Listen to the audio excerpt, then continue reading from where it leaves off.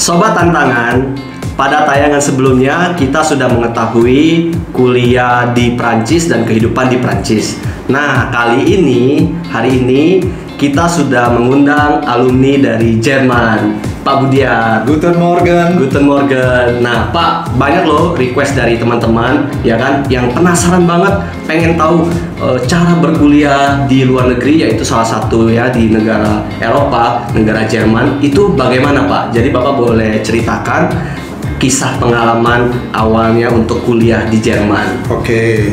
Waktu di zaman saya itu tahun 73-an, itu beda dengan sekarang. Kalau waktu itu saya ke sana dengan visa turis, dapat 3 bulan. Nah, sesudah sampai di sana, saya belajar bahasa Jerman juga, memperdalam, dan mulai melamar di seluruh universitas di Jerman. Nah, selama 3 bulan itu pasti dapat dong, nggak mungkin nggak dapat. Iya. Nah, tinggal pilih aja kita mau masuk kemana gitu. Nah, biasanya sebelum kita masuk universitas, kita itu biasanya masuk seperti student college, itu pra universitas selama 1 tahun.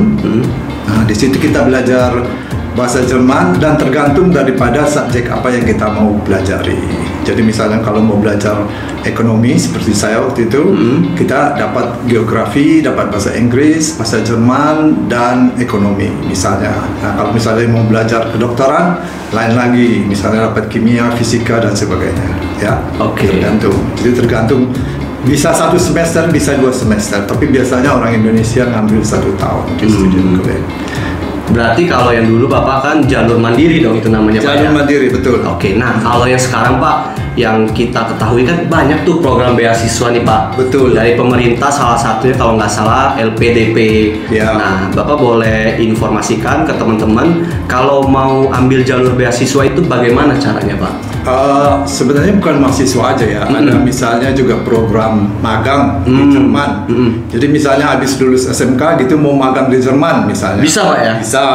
Jadi kita nge-apply ke perusahaan itu, nanti kita dikirim ke sana, kerja di perusahaan mereka dan dibiayain kuliah. Oh, itu sekalian. asik dong ya. Ya, itu namanya magang di sana. Nah, bisa juga ya dapat beasiswa itu. Di sini juga banyak dari Jerman, biasanya ada DAAD, ya. Itu juga khusus buat belajar di Jerman, atau kita kerja di rumah orang Jerman, jadi mengasuh anaknya. Itu programnya ada namanya Au Pair Mädchen. Oh, jadi kita jadi babysitter nih, Pak? Jadi babysitter.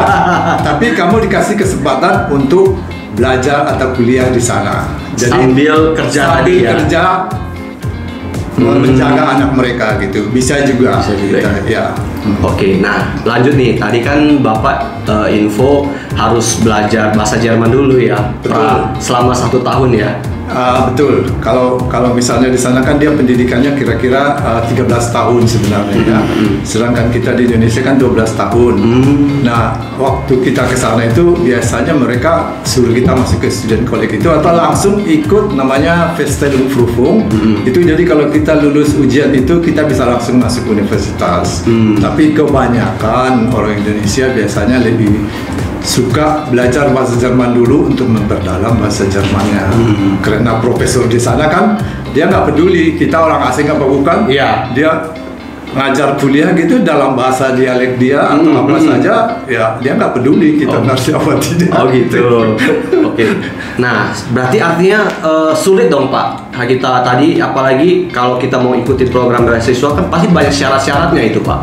Bagaimana dong cara kita menempuh untuk mempermudah kita pergi berkuliah di Jerman? Untuk mempermudah sebenarnya ya kita mesti belajar bahasa Jerman dulu. Ada juga sebenarnya Goethe Institute di Jakarta, itu kerjasama kedutaan Jerman dan Institut Bahasa di sini lah, emang khusus buat bahasa Jerman. Nah, di sini juga kita bisa nge-apply gitu. Jadi ada tahap-tahapnya A1, A2, B1, B2. Nah, setidak-tidaknya kalau kita mau ke Jerman itu B1, B2 itu sudah mesti lulus gitu. Jadi bisa selama ya waktu SMP atau SMA itu sudah mulai bahasa Jerman itu sudah boleh. Oh, ibaratnya itu TOEFL-nya, Pak, ya? Betul. Oke. Betul. Oke. Selanjutnya boleh diceritakan nggak Pak di sana kehidupan di Jerman? Pasti awal-awalnya homesick juga dong ya, kangen ibu kota, tanah kelahiran ya kan? Makanan khas. Nah, itu boleh diceritakan Pak kehidupan di sana? Di sana kita jarang makan nasi ya. Jadi kalau roti ya Pak ya? Roti, kentang gitu kan, kebanyakan itu. Tapi banyak sih orang Indonesia yang datang ke sana bawa nasi gitu buat ditaruh sana. Tapi sebenarnya buat apa kalau menurut saya? Jadi kalau kita belajar ke sana, ya coba kita adaptasi lah makan apa aja yang ada di sana. Ya. Oke, culture shock apa lagi Pak selain tadi makanan? Yang misalnya kan kalau orang Indonesia nggak makan nasi itu rasanya nggak kenyang Pak, ya nggak? Tiba-tiba di sana harus makan kentang, cuman steak ataupun ya kan? Ya. Nah, culture shock selain makanan ada apa lagi Pak? Banyak sih sebenarnya, terutama waktu pertama kali hidup di kampus. Kan saya tinggal di kampus universitas, jadi pada suatu sore-sore itu teman saya bilang, orang Jerman, ayo saya undang kamu makan, sore ini saya ulang tahun, jadi saya bikin pesta. Wah, saya senang banget diundang makan gitu kan, maksudnya kalau kita di Indonesia pasti gratis dong. Nah, sesudah pesta berlangsung, dia ngomong, saya hari ini sudah melakukan pesta dan mengeluarkan biaya sekian-sekian, jadi semuanya kita bagi bersama ya. Wah, begitu ya?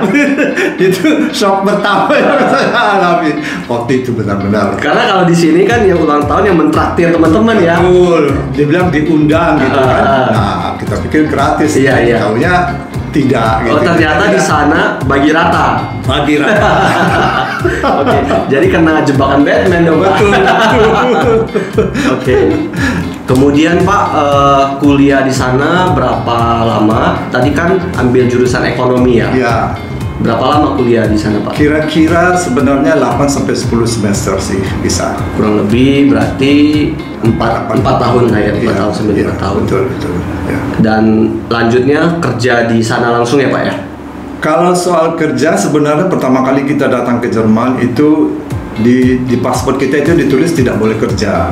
Tapi sebenarnya sih nggak apa-apa, karena kan kalau misalnya pas lagi musim panas itu bisa sampai 12 minggu loh, kira-kira 3 bulan gitu. Nah, masa kita nggak ngapa-ngapain gitu kan? Ya udah, kita kerja aja. Emang ada juga khusus tempat dari pemerintahan yang khusus buat student gitu, buat pelajar, mahasiswa yang mau kerja di masa-masa itu. Karena pada masa itu kan mereka kebanyakan pergi berlibur kan, selama misalnya 3 minggu gitu. Nah, itu kebanyakan pabrik-pabrik atau apa gitu, kebanyakan kosong. Nah, yang biasa yang ngisi itu ya kita ini. Jadi sebenarnya sih nggak masalah sekali kalau di sana. Kehidupan di sana bisa diatasin lah. Maksudnya nggak yang punya duit juga bisa gitu. Oke. Tadi selain masa turisnya, visa turis itu kan berarti harus diperpanjang dong Pak? Betul. Selama setiap tahun biasanya kita mesti ke polisi dan minta itu gitu. Nah, biasanya juga dia minta kamu sudah hasilnya tahun ini apa aja gitu. Ya. Jadi terakhir sih waktu tahun berapa tuh saya dengar itu sekarang makin diperketat. Ya. Jadi misalnya dalam 10 semester mesti kelar. Kalau tidak kelar, drop out. Langsung dipulangin. Waduh. Oke. Ketat banget ya? Iya, ketat. Oke. Kesulitan apa lagi yang Bapak alami selama tinggal di Jerman, Pak? Selain tadi culture shock yang di Jepang. Apalagi ya, sebenarnya waktu pertama kali juga emang saya udah bertekad mau ke sekolah sana. Jadi ya udah, jadi pas dapat universitasnya juga waktu itu saya pilihnya universitas yang maksudnya tidak terlalu besar seperti kota-kota besar gitu, seperti di München, Berlin atau Frankfurt gitu kan kota besar. Nah, kalau Indonesia itu pasti ribuan di sana. Jadi waktu itu saya pilih kota yang kecil banget, pas di perbatasan Prancis gitu. Jadi orang Indonesia juga cuma sedikit. Jadi ya komunikasi dalam bahasa Jerman lebih enak gitu. Lebih intens juga Pak ya? Betul. Oke. Selain kesulitan yang sudah Bapak kasih tahu, pasti ada enaknya juga dong di sana Pak. Betul. Ya kan? Siapa tahu di sana teman-teman kampusnya cantik-cantik, ya nggak Pak? Iya betul. Ada yang enak apa lagi di sana Pak? Oh, makanannya sebenarnya enak-enak banget. Roti-rotinya itu luar biasa.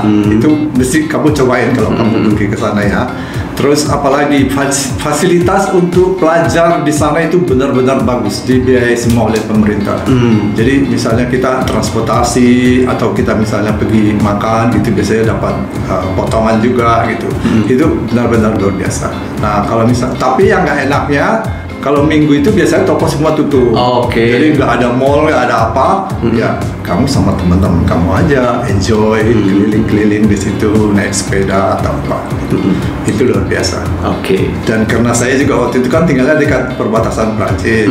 Jadi kalau minggu-minggu itu biasanya kita juga sering sama teman-teman Jerman sih naik sepeda, lewatin sungai, terus sampai di Prancis, mampir ke kafe, minum kafe, beli apa-apa yang murah di sana, balik lagi ke Jerman gitu. Itu luar biasa sekali.